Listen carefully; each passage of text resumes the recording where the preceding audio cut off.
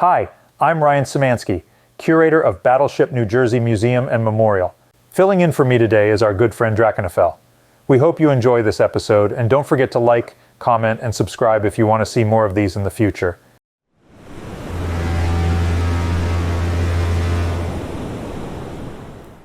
Well, this is different. Yes. Welcome to the HNSA special of the Portholes podcast. This gentleman to my right, your left, is not the Ryan Szymanski that you are normally used to. No, well, we're both mid-30-something naval-obsessed ship nerds with beards and dark hair, so you can see how there might be a confusion. Ryan is here, yes, but he's running around like a headless chicken because he's executive director of HNSA, and this is his conference that he has to put on. And Libby forced him to have a haircut and wear a dress shirt. Yes, so I found myself a Drakenfell. So thank you, Alex, for hanging out and sitting down with us. This is fun. We last saw each other in February. Yeah, when we were aboard Midway. Yeah. For the was it Western WHNA? Yeah, Western History Conference. Shout out to Vince O'Hara. Always a pleasure. So since we are here at HNSA, and apologies by the way for the weird lighting potentially and the weird audio potentially, we are here poolside because this is the only free table we could find in this hotel. So yeah, just a little disclaimer out of the way for that. Do you want to talk about museum ships since we're here at HNSA? Yeah, I mean, it's this is my second HNSA conference. Obviously last year there was Hawaii.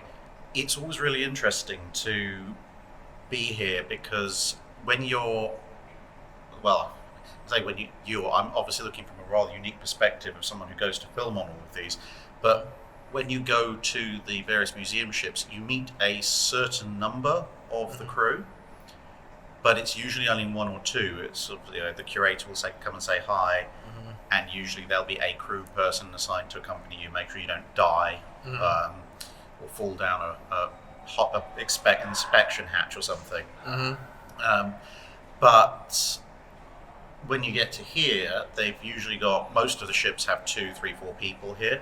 It's amazing how many people they do actually send versus just the executive director, but each ship seems to have 2, 3, 4 people, like you said. Yeah, and obviously it's also a lot more relaxed environment. You can actually sit down and talk to people about what's going on, rather than rushing about a ship with a camera in hand and like, don't go down there, don't fall down there. It is really interesting to see these people, especially Ryan and Libby, sort of out of their natural environment and in sort of a calmer, where everyone can sit down and talk to each other, and everyone kind of, the stress of the ship is left at home. Yeah, and you're not like, oh, like quick, go patch a hole or something.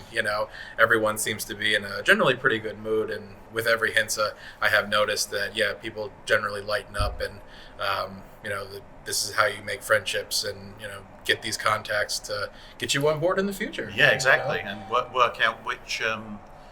Some of the presentations as well. When they're talking about what they've been doing with their ships. Well, especially in context. Yeah, no, exactly. I remember being in Mobile for this conference in 2021, and Travis, the curator of Texas, talking about the idea of what they're going to do in dry dock. Yeah. And now here we are 2 years later. Now the ship has been to dry dock. It's still in there, and but this is the progress we've made, and it's really quite incredible. Yeah, and lots of little things that people have managed to do, like particularly with Travis's presentation. It's like, how do you spot weld to Class A armor? I thought that was really interesting, exactly, because that's not something that comes up, or even how to work around rivets. Yeah, because you have all these sections of riveted hull plate that they, if it comes loose, if they have to cut something away, they can't fix that. So how do we work with the original riveted structure while also then introducing modern steel and fixes and everything else? Yeah, and actually that was hilariously enough a subject that we were all talking about. I think it was either on the opening day, the registration day, or early yesterday, because so it was really interesting because I think it was either the first day, the registration day, or yesterday. A bunch of us were talking about the problems of if something comes off an armored portion of the ship, or you have to re-weld something, or you want to add something new, using conventional modern welding techniques, it looks like it sticks.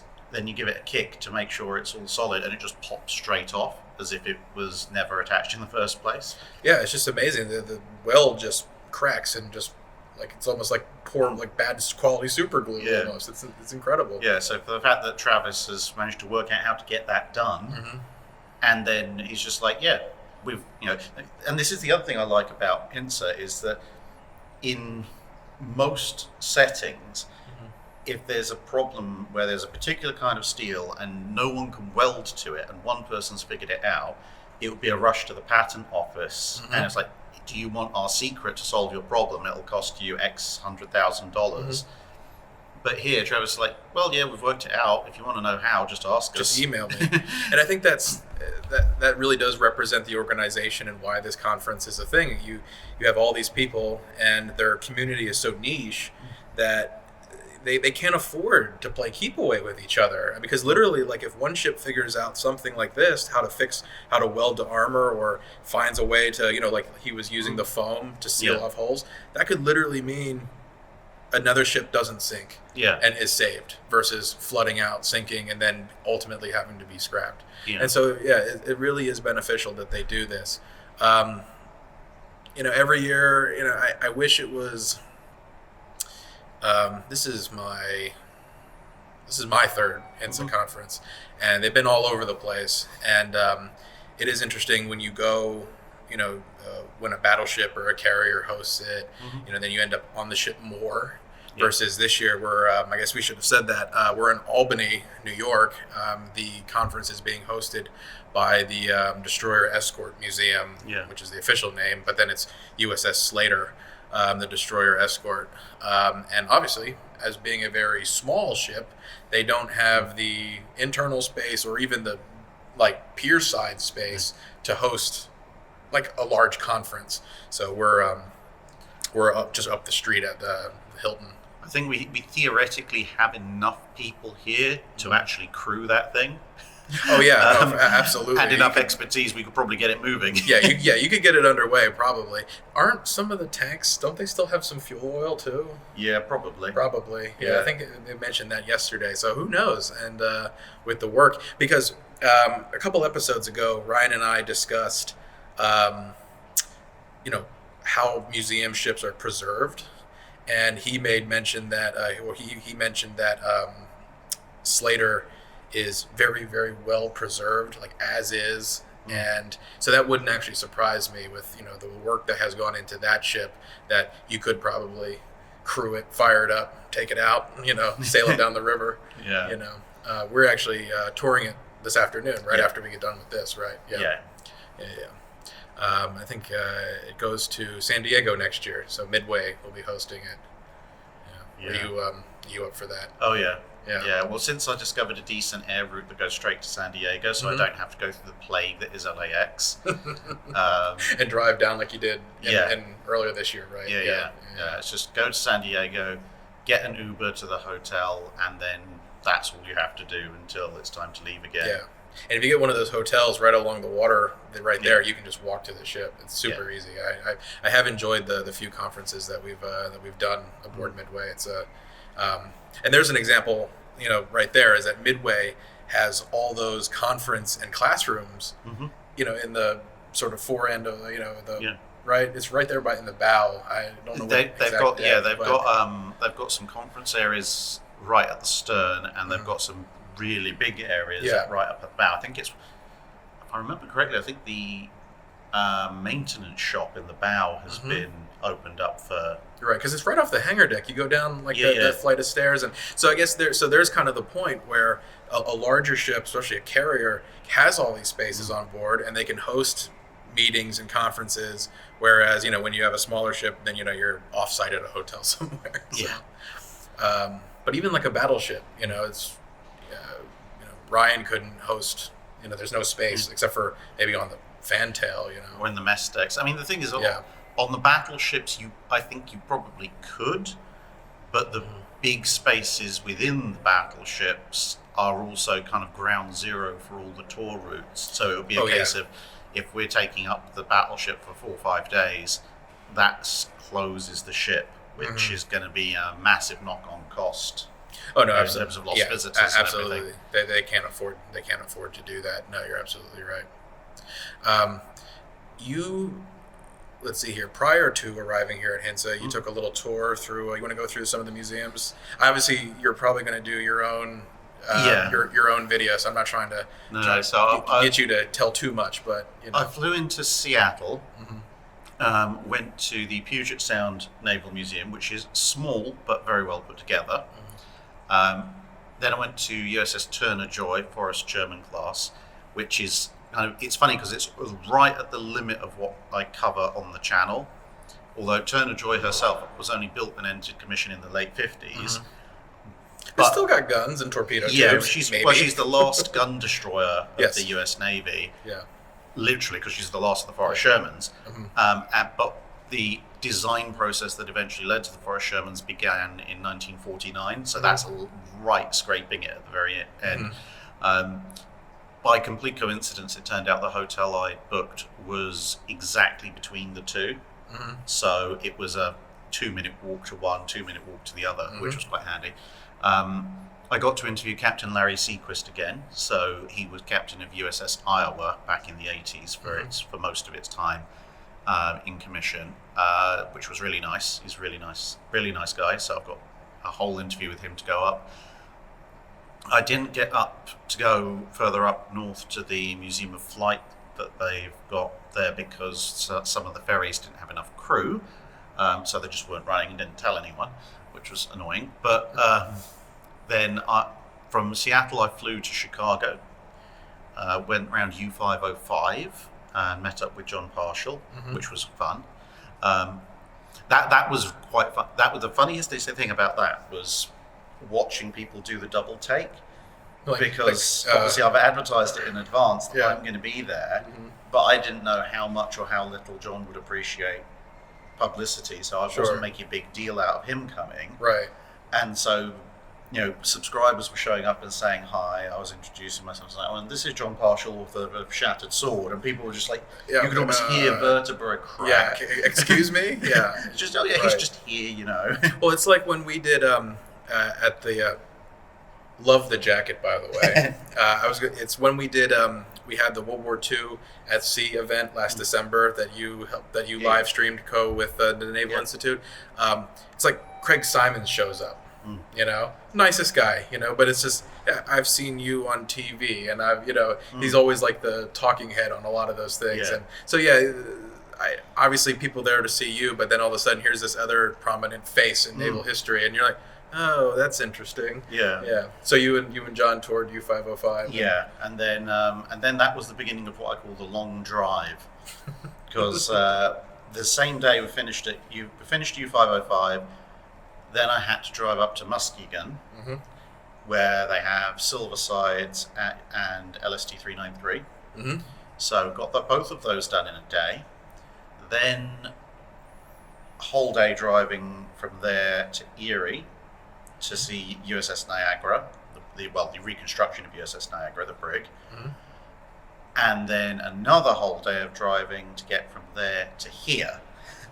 So it's like 1,300 miles. I'm amazed how much driving you do when you come to the United States. Now, I get that's par for the course. Like this, United States is very car oriented, but being someone who has to rent a car and who is, from the UK, where you drive on the wrong side of the road, at least for me. Yeah. I'm amazed how much driving you do actually end up doing. Well, I think I've already driven now substantially more distance than the UK is, like north to south on our longest dimension. That's incredible to think about. So that RV trip that you did last year. Yeah, that's one I'm not so keen to repeat. No, you are a much braver person, especially on some of those East Coast highways. That's for sure. But the thing is, in some ways, when I first looked into traveling through the States to see museum ships, I was initially actually looking at lots of hopper flights when it was just me, and I suppose most of my tours have been just me. But I very quickly came to the realization that you've kind of got this. It's a weird balance because some places just don't have airports, or if they do, they only do hub flights. Yes. So if you wanted to go from, say, Muskegon to Erie, there is no direct flight. You'd have to fly to like Detroit and then come back through Detroit, which adds time. It's a transfer flight. There's a risk of losing your bags. Having to go to Detroit. Yeah. All the time adds up, and it's actually, well, at that point, you probably are spending as much time as you would driving. And you're having to pay for 2 airline tickets, True. Ubers at each end. True. And There's just a actually, convenience to having a car too. Yeah, absolutely. Yeah. So, yeah, I just decided for a lot of it, it's actually worth driving. The other thing is, even if there is direct flights, you run into the other problem of some of those flights will only be on certain days. And if, like, say, going from Erie to here, even if there was a direct flight, it's just long enough that if you fly during the day, maybe it'll be 3-4 hours door to door, but then you've got half a day to do nothing. Yeah. Or you, if you fly overnight, it takes up half the night, so you only get half a night's sleep, which is not a good idea if you actually want to stay and pay attention the next day. Whereas, weird as it might sound, driving for 6 hours, you can get a good night's sleep, check out the hotel pretty much when you want, hit the road, and you get to the hotel in time to unpack, rest, get dinner. Yeah, you've sacrificed a day, but you're coming out of that in pretty good shape for the next day. Especially you for these big trips that you do, so that I can see how that makes sense. And then, so after this, you're headed back down to around my area. Yep. Actually, we'll be both driving south at the same time. Yep. You're going to hit up around Annapolis, Maryland, a few areas in there and everything else. Yeah, and then thanks to the way flight schedules work and flight tickets, I have to fly back to Seattle, to fly to Salt Lake City, to fly to London, which is cheaper.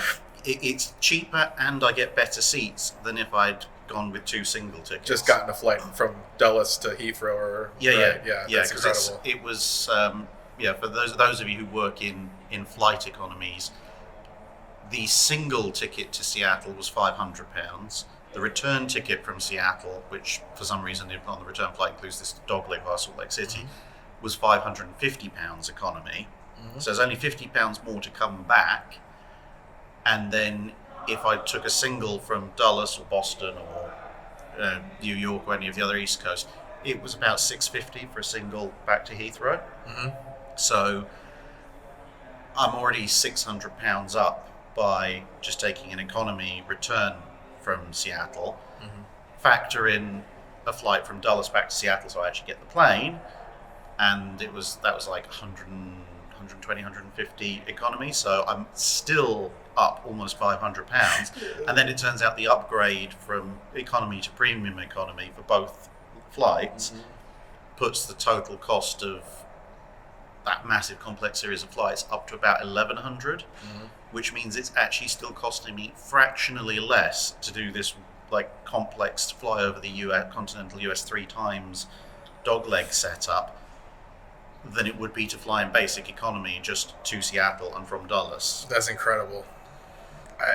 That just sounds exhausting. Yeah, about the only problem is I've basically got 3 flights in a row, so that's 2 opportunities for the baggage handlers to misplace luggage. Yeah, all your specialty items that you've purchased. Yes. But we won't give any of that away because that'll be for Drac to unveil on his own post trip video. Yeah.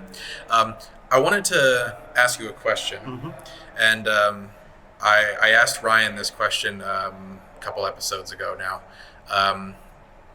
Since I feel like people might like this.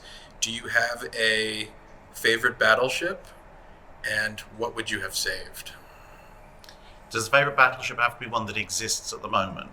Or Oh, that's a good question. It was so historic ship, so built, doesn't matter what happened, and then it could be the same or different on what should have been saved. so my could have or should have been saved, it automatically has to be Warspite. Yep. That is the only correct answer when it comes to preserving battleships. There's a lot of contenders for a strong second. Dreadnought, Vanguard, Rodney, Washington. And I should have known. There's like three. There's like, was it of 10 fast battleships the US built? They scrapped 3, and of the 3 they scrapped, that included the 2 that actually fought enemy capital ships at Guadalcanal. I know, and that's what that was what my answer was Washington, because it's like, why don't you save the ship that actually sunk something? But yeah, obviously Warspite for the Royal Navy. That's a 100% easy one. I mean, my favorite battleship, it kind of rotate. I have a rotating pool of about 5, depending on usually what I've read, what cool facts I've read about one of them most recently.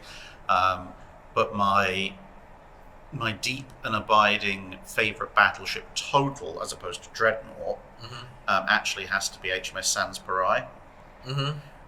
Partly because I like I mean, those people who watch my channel, they know I love the all-forward armament layout. And Sansparai, along with her sister ship Victoria, is kind of the ultimate expression of that in the late Ironclad period, because she's just, there is no subtlety. This is a ship with a gigantic ram, and the engine set as far back as humanly possible, and a massive twin turret with a pair of 16.25-inch guns in it. It's like, we're coming for you. And there's when they originally designed it, there was nothing on the stern. They stuck an open mount 9.2-inch on the back, almost as an afterthought. Obviously Victoria didn't last too long, the Victoria Camperdown ramming incident, but Sansparai stuck around for quite a while. She looks really cool, and she spent a reasonable amount of time under the command of a great uncle of mine. I think that's either great or great uncle. So it's like, that's the most proximate Royal Navy ship a member of my ancestral family has actually commanded. Well, that's cool though. You're doing a lot better than most people. Yeah, I think that I calculated, going back through my dad's family tree, because my mum's from Bolivia. Shockingly enough, not a huge amount of naval involvement there, but on my dad's family tree, on my sort of paternal ancestry, various ancestors going back to about the 1600s have commanded a total of about 15 different Royal Navy ships. Of course, the career officers tend to command like 3 or 4, so that makes up a fair number of them. But. Now, I'm really curious though. You mentioned you have maybe a favorite that's not built, or you alluded to something else there. Because I have an answer too, which Ryan and I didn't get into. So yeah, my favorite unbuilt ship design is the G3s. Oh yeah, I could have guessed that. For sure. To be honest, it's something of a coin toss between them and the F3 design, which F3, for those of you who are not aware, was basically the battle cruiser version of 35,000-ton Washington Treaty compliance. So they went with O3, which became Nelson. But for F3, just imagine Nelson, but with 15s instead of 16s. I think like 1 inch less armor, but battle cruiser speed. Is that like, for the World of Warships comparison, is that tier 9 and 10? Like, what's the... So the G3 is actually in game in World of Warships now, which is tier 9. That's the Duncan. That's the Duncan. Okay. Yeah. And then what's St. Vincent supposed to be? St. Vincent is the one of the slightly earlier designs on that battlecruiser design lineage, when they were still trying to get 18-inch guns on it. Okay. Gotcha. G3 which is Duncan, is kind of the final acknowledgement that no, we can't quite. Well, we could build it, but we wouldn't fit it in more than 2 dry docks, so we have to downscale, because it has to fit in a dry dock that's not in the UK. Yeah. So yeah, it's either the G3s, because essentially when you look at their speed, protection, and firepower statistics, they're basically Iowa's 20 years early, taking advantage of a slightly more efficient hull form design, and the fact they don't, at least at the beginning of the 1920s, they're not having to load them down with every anti-aircraft gun known to mankind. Armor. Armor's actually slightly heavier in absolute thickness, and it is inclined. The distribution is slightly different, but it's still all or nothing. And you're talking on the G3, still the battleship G3s, version. yeah. Yeah, and this is the thing, the G3s were supposed to be the battle cruiser counterparts to the N3s. And the N3s are sometimes described as like they're just a floating block of steel that somebody put guns on. But yeah, so that's the G3s, but sometimes the F3s, because the G3s, like Lexington, the 1920 South Dakotas and all of the rest, they were doomed the moment the Washington Treaty was signed, whereas the F3s could have been. Yes. If the Royal Navy had gone, actually, we want to have a full battle cruiser squadron of 5 ships, because then you would have 5 Revengers, 5 QEs, and renowned Repulse Hood and these 2 F3s, which actually would have made the Royal Navy entirely a 15-inch armed fleet once they ditched the Iron Dukes and Tiger. It very nearly could have been, and to be honest, a lot of the internal debates at the time were saying actually this is a good idea. But they ended up going with O3, which became Nelson, mostly on the grounds of, well, the Americans have the Colorados, the Japanese have the Nagatos. We've got to have something with 16-inch guns as well. Right, you have this design, and basically you have to have the 16-inch weapon just because. Because, even if in practice probably the F3s would have been more useful by World War II. Now, do you see that layout? So all the ships that you've mentioned have that, 2-gun forward, then a little bit of superstructure, and then the third turret is kind of amidships. So it's not all gun forward like Rodney and Nelson. Do you think what is better and what is worse? Like, do you think that the Nelson design is better and more practical, or like how do you so the sort of the G3 N3 layout with the one turret immediately behind the superstructure? It's kind of a compromise. It gives you most of the advantages of the shortened Citadel, and it does give you a little bit more rear arc firepower. Obviously, you still have a blind spot directly off, but it's not quite as wide as with a Nelson. And it's a little bit better from a conventional ship handling capability, because the superstructure is still roughly where you'd expect to find the bridge on a regular ship, roughly around the point of rotation. And this was a problem early on with the Nelsons when they were first under command, which was with a bridge so far back, people weren't used to handling a ship from that position, so they were making maneuvers that weren't quite right. But also, it's almost like you're steering from the back. It's like a rear steer. Like if you've ever driven a forklift or something. Or in the UK, like a houseboat or something like that. And the other problem, of course, was the superstructure is quite a large sail area, which if it's at or roughly at the point of rotation is not really too much of a problem. You just have a sideways or whatever direction the wind's coming force. When it's right aft, it's well away from the point of rotation, and so you could have situations before they learn how to compensate for it, where you could be sailing in a straight line, and a side sort of wind coming in from port or starboard could make the ship slew without any input, which could, and you combine that with, if you've got a crosswind and you're trying to maneuver in a confined space from a point that's well away from the point of rotation, that can be a bit of an issue. But when you've got the all-forward layout of the Nelson and Rodney, you are maximising forward firepower. You are absolutely maximising the weight savings. So I think personally, the G3 N3 layouts are probably on balance better if you are not restricted in your displacement, because you get pretty much all of the advantages and very few of any of the disadvantages. But once you're pressed into maximizing weight savings to comply with the treaty restriction, you pretty much have to go all forward. And as we've been discovering, looking through the design series for various interwar capital ships, although in real life you only ever have Dunkirk and Richelieu that repeat the all forward, in terms of the design process, both the North Carolinas and even the Yamatos spend about 70-80% of their design cycle lifetime as all-forward Nelson-style ships, and both designs only really break to the more conventional 2-4-1 aft layout really late in the design process. Mm-hmm.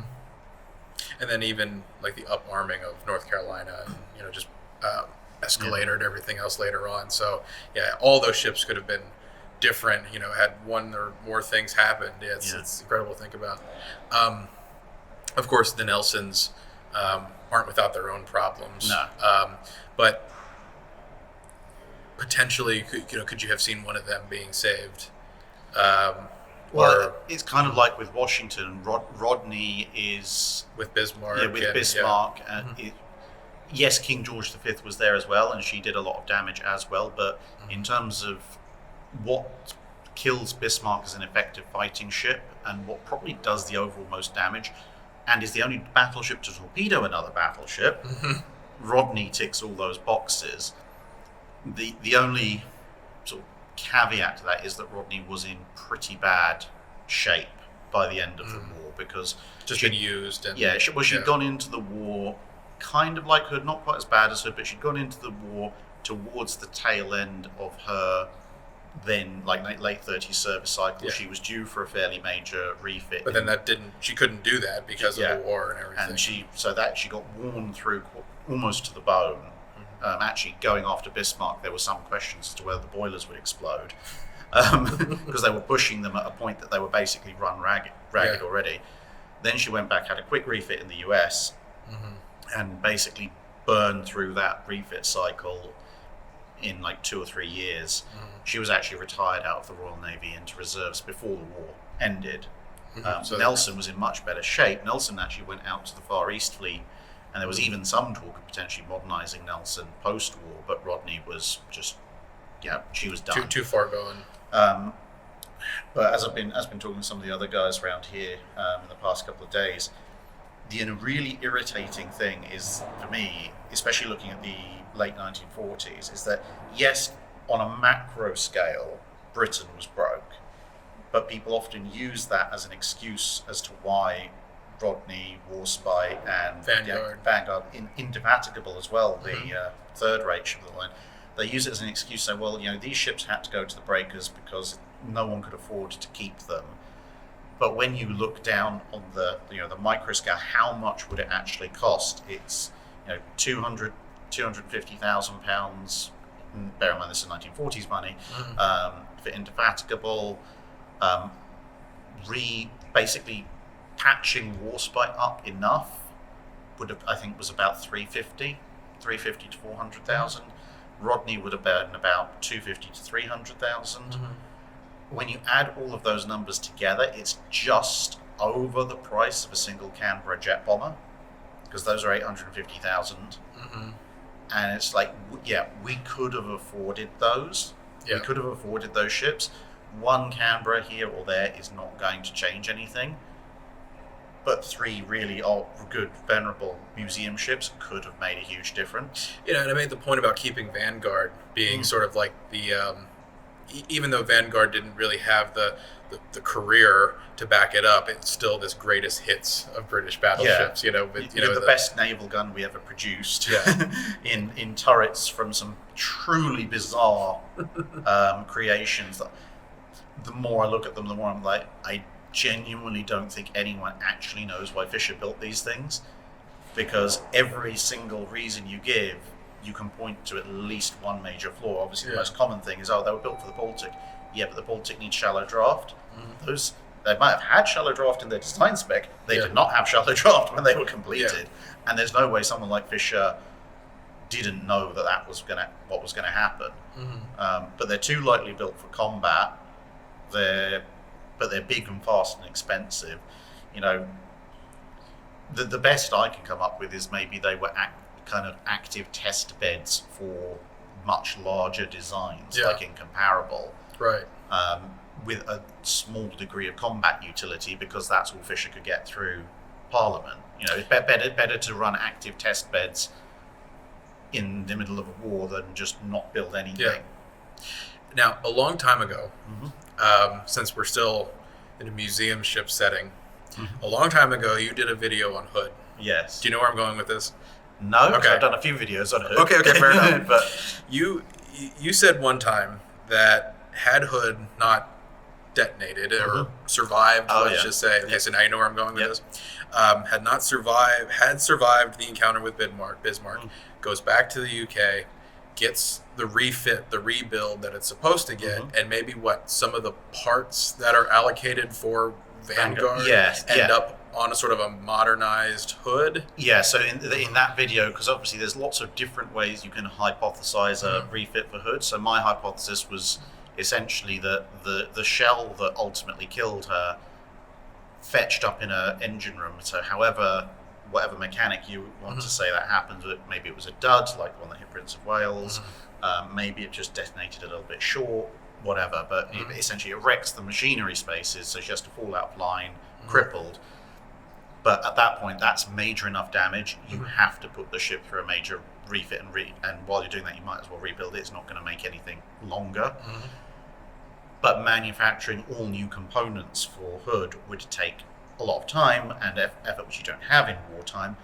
But in mid-1941, a lot of the long lead items for Vanguard have already been assembled. So personally, ideally, if I was refitting Hood, I'd want to put 10 or 12, 14, 4.5s, like Renown, QE, and Valiant have.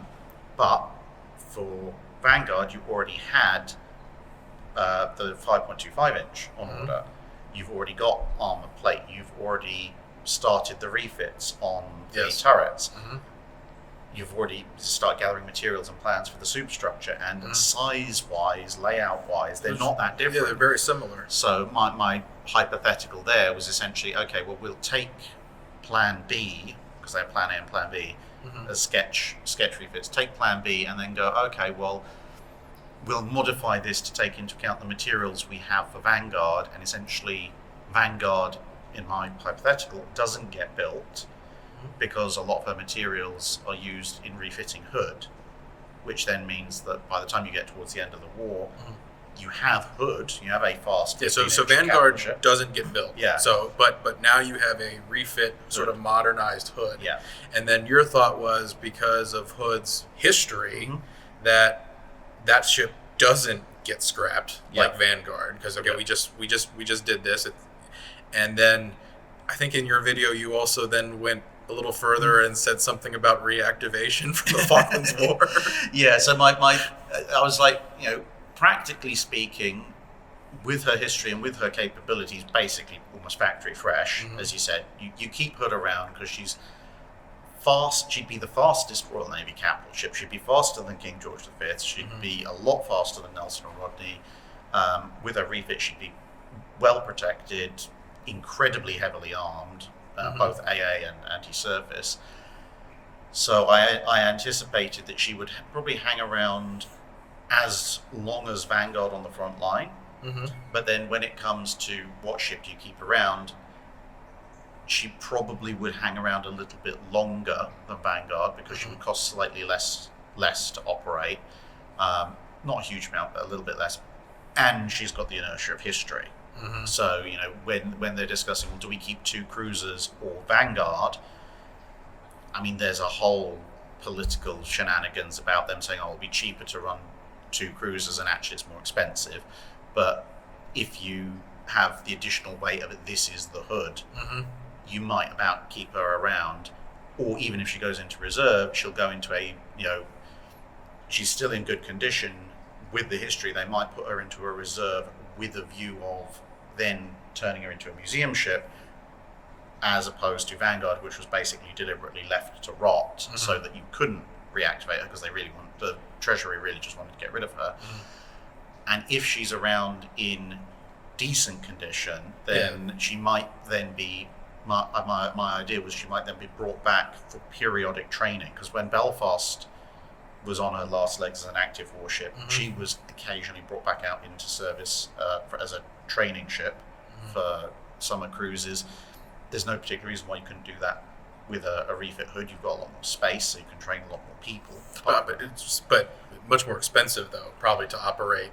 Not hugely. Well, I mean, this is the thing, because if you're running the ship as a training ship, so maybe you only need to man one of the main turrets.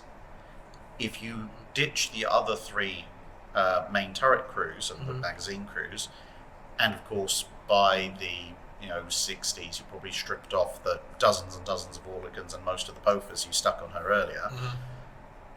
You can actually run Hood or any battleship on about 800 to 1,000 men. The peacetime complement of Belfast is not much less than that. Really? Yeah. So when she went over to Korea, she had, I think it was something around about 800, give or take, aboard. And then when she came back to Chatham after her first tour of duty, she took on another 150 to bring up to full wartime strength. So manpower-wise, it wouldn't cost that much more. But fuel oil. There'd be more. It costs more in fuel. But you've got the flip side of the prestige, the history, and also the efficiency of, if you're going to fit, 150, 200 cadets on Belfast, you can fit 400 on Hood. So you only need to do the one voyage. Yeah, that's fair. Yeah, fair point. And then you have Lion and Blake. Well, no, not Lion and Blake. Tiger, the auto 6-inch cruisers. Now, they spent a good chunk of the 70s. The cut rate Worcester, or not? Yeah. Yeah. The 2-gun British Worcester versions. Yeah. The fake Minotaur, right? Yeah. Yeah. There you go. So you've got they were out of service for a good chunk of the 70s after having been really stupidly converted into helicopter cruisers, in my opinion. Yeah, taking 4 barrels now. We have 2. Yeah, and they took off the Auto 3s. I think there was one Auto Twin 3 left out of 3 mounts. What's the point? And they just stuck a shoebox on the back. If you look at those, okay, they were preserved in fleet ready reserve against future contingencies, and almost ended up in the Falklands.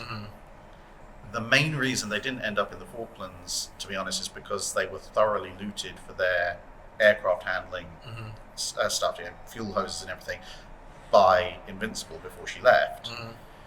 Now, if you've got a situation where you have Hood in reserve, and you're looking at, okay, well, we want to have a ship or ships in reserve that are primarily gun-based, can do flight ops, that's Hood, so you don't need Tiger, Blake, etc. They get scrapped, so Hood's sitting there in ready reserve instead. She's not got a shoebox on the back, hopefully. They haven't removed, the rear turrets or anything. And being a single ship, slightly easier to maintain in mothballs than 2. I mean, it's a huge long shot. And, in 8 out of 10 timelines, she's either scrapped or museum shipped by the mid to late 60s. But in that 1 or 2 out of 10 timelines, she's sitting there in ready reserve when the Falklands break out. At which point, given that we're looking at early model exocets that just plow straight into your side, and she's probably still got, a couple of dozen of 40mm Bofors and all the ModCon anti-aircraft radar to run them, reactivate her and send her down there. Sure. I mean, I'd love to see the look on Argentinian Skyhawks pilots' faces when they're just watching exocets splatter off her armor. And then it turns out that, modern missile systems aren't working in the radar-cluttered environment of San Carlos water. If you've got 60 40mm Bofors whose radar physically can't see far enough to be cluttered, they'll work really well if you're coming in low and slow on the Skyhawk. What a sight that would have been, especially then sailing back too. Can you imagine as sort of like the final hurrah of such a ship in that career. And can you imagine the demoralizing effect of shore bombardment with 8 15-inch guns? They would have never let. You wouldn't have had to have the Battle of Goose Green Ridge. It would just been phone up the Navy and have them remove the ridge. Exactly. See, these are some good ideas. Too bad that never happened. And then her place in history would have been assured. I mean, if she's come off of that, reserve, one last gasp. Yeah.